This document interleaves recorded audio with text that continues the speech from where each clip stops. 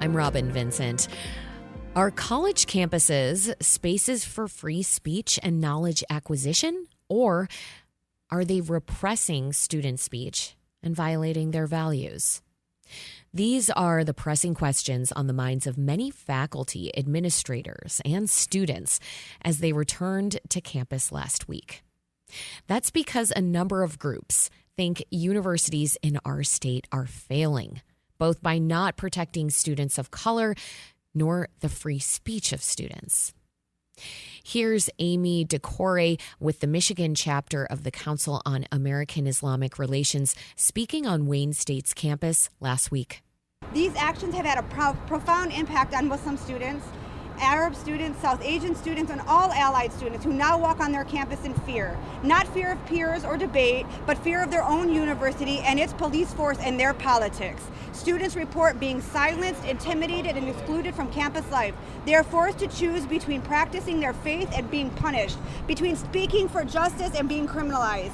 Wayne State has created a campus climate where dissent is punished and identity itself is treated as suspicion. Now, Wayne State, for its part, told us it, quote, remains deeply committed to supporting freedom of speech, expression, and worship for all students, faculty, and staff. Last week was the same time that Congresswoman Rashida Tlaib criticized the University of Michigan. It was then that she called on Michigan to stop the administrative repression of free speech of pro-Palestinian activists.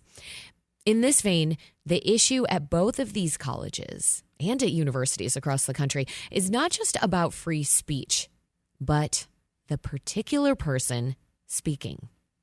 Pro-Palestinian activists do not feel that their speech is protected on campus. So, what are the rights and rules of free speech on college campuses? What should those rules be? And what are universities doing right when it comes to protecting free speech and students' physical safety? To discuss this now, we have Zach Greenberg with us. He's the Faculty Legal Defense and Student Association Counsel for the Foundation for Individual Rights and Expression, or FIRE. Zach, welcome to the Metro. Thank you for having me. So, Zach, recently, our producer Sam Corey spoke with former Brandeis University President Frederick Lawrence about the purpose of universities. Let's listen to what he had to say. Universities exist for a reason. They exist for the purpose of creating knowledge, discovering knowledge, transmitting that knowledge through our teaching and through our scholarship. In order to do those things, you need a robust system of free expression and a robust system of academic freedom to support the academic enterprise. Obviously, none of that is possible if students, faculty, staff, for that matter, don't feel physically safe. So it's essential that we have safety on campus. But that's not the core function of the university. It has to be safe in order to support its core function, and that is the creation of knowledge, the discovery of knowledge, and the transmission of that knowledge. Zach, do you agree with his claim that universities need to be free speech maximalists and that they should only protect safety when it comes to the physical safety and direct intimidation of people who are speaking? We do, yes. Universities of all institutions in America should be places where individuals feel the most free to speak their minds. And they can do that by having the maximum protection for peaceful protest and no tolerance for violent and disruptive misconduct. I'm thinking about how some students on the left argue that certain speech isn't just offensive. It can actually cause harm, that speech itself can be a form of violence. How do you view that idea? Do you think it has legitimacy, or does it go too far? I think it's extremely dangerous to conflate speech with violence for the simple reason that you can respond to violence with violence. And if we consider mere words, the act of speaking to be violent, you are allowing students to shout down, to shut up opposing speakers, to act violently in response. And universities and their policies, their practices, they can create an environment where students don't feel free to speak out. And I feel that when it comes to university leadership, it starts from the statements they make, the policies they have, and the culture they create on campus to create this free speech culture and allow students to speak their minds.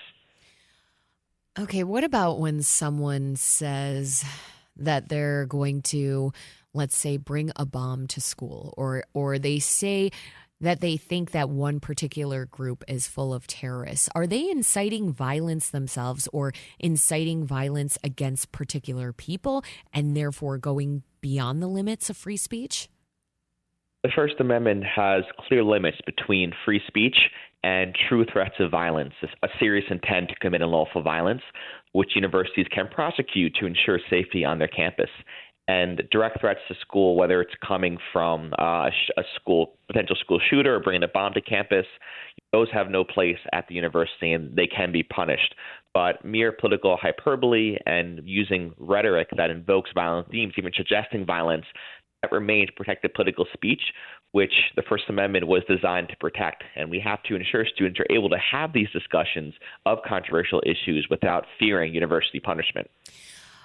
I want to stay on this topic for another moment because it has me thinking about the previous conversation that I just had with a pro-Palestinian activist. And we were talking about the phrase "from the river to the sea." It's one that pro-Palestine activists use a lot, and it's been called anti-Semitic. Congresswoman Rashida Tlaib here in Michigan was censured by Congress for using it. Is this protected free speech in your view? It is, yes. When it comes to true threats, the most important determination is the context in which they are said. And a political statement alone, whether it's posted online or it's on a flyer or a banner at a rally, remains protected by the First Amendment. Of course, if it accompanies different words and actions that show that it could be a direct intent to commit unlawful violence, then yes, it could be a true threat. But on the face of it, phrases like the river to the sea, Palestine should be free, remain protected by the First Amendment's robust protection for political speech. Zach, you eat and breathe and sleep free speech. Talk to me about why you're passionate about it and why it's important that we go to great lengths to protect free speech. Dude, this is my dream job. We have a lot of fun here at FIRE. We defend everyone and everybody, new case every day. But yeah, free speech to me is the best hope we have for humanity to achieve peace and prosperity within our lifetimes. The ability to challenge the status quo, to create new innovations, to advance our society through voting and through discussion, it's unprecedented. And it's replaced over the years violence and war and just the calcification of the status quo. And so we need robust free speech protections to advance society, to ensure the peaceful transfer of power, and to really develop our individuals in this democracy that we live in. My guest is Zach Greenberg. He works for the Foundation for Individual Rights and Expression, or FIRE. His organization protects free speech and criticizes organizations when they're not properly upholding that value, despite them claiming to. We're talking about free speech on college campuses.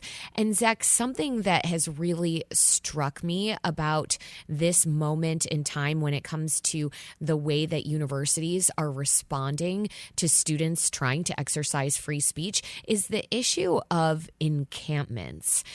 Mm-hmm. So I'm wondering, from your perch, do you think students should be allowed to set up encampments on campus? How does this play into the battle for free speech? Encampments can be a tricky issue because universities can enforce reasonable, content-neutral time, place, and manner restrictions on speech, which are designed to ensure campuses remain free from disruption and allow students to access the open outdoor areas of campus. Many of these encampments, they're blocking buildings, they're preventing students from walking to class, they're not allowing the individuals on campus to fulfill their academic mission and teach and learn, and really the reasons why that they're there. So it depends on where the encampment is and where it's and what exactly it's doing. But in general, taking over the outdoor spaces of campus, sleeping there overnight, and blocking access to the thoroughways of the school would not be protected by the First Amendment. But it really depends on the policies and the practices that are being analyzed here.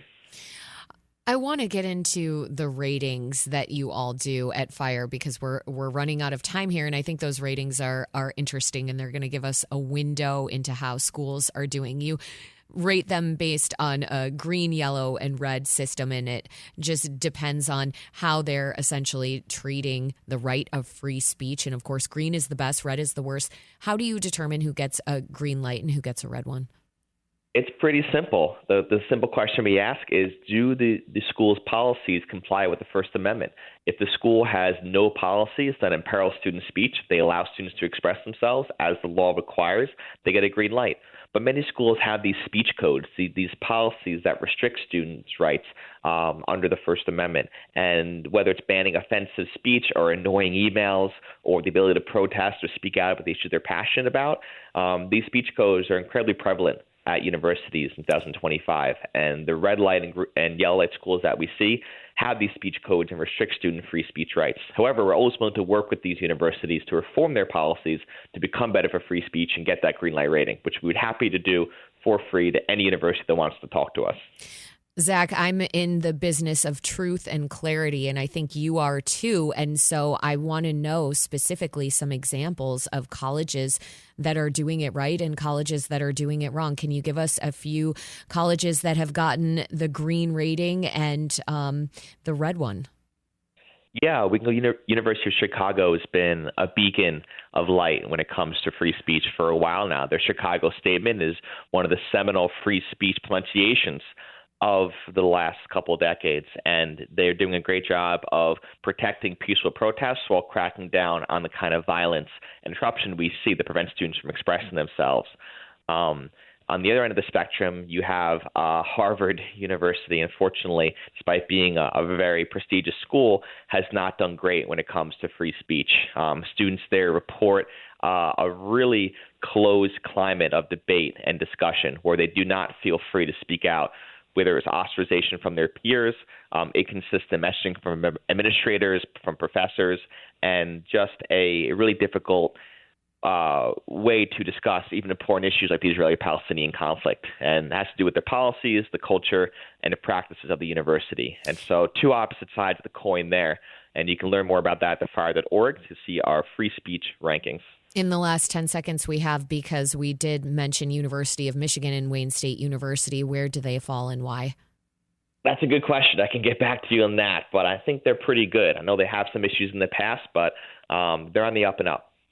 They're yellow, I believe, now, so it sounds like perhaps a little good, but some questions remain. Yes. Zach Greenberg is the Faculty Legal Defense and Student Association Counsel for the Foundation for Individual Rights and Expression. Zach, thanks so much for joining us on the Metro. Thank you for having me. This is WDET-FM, Detroit Public Radio, your connection to news, music, and conversation.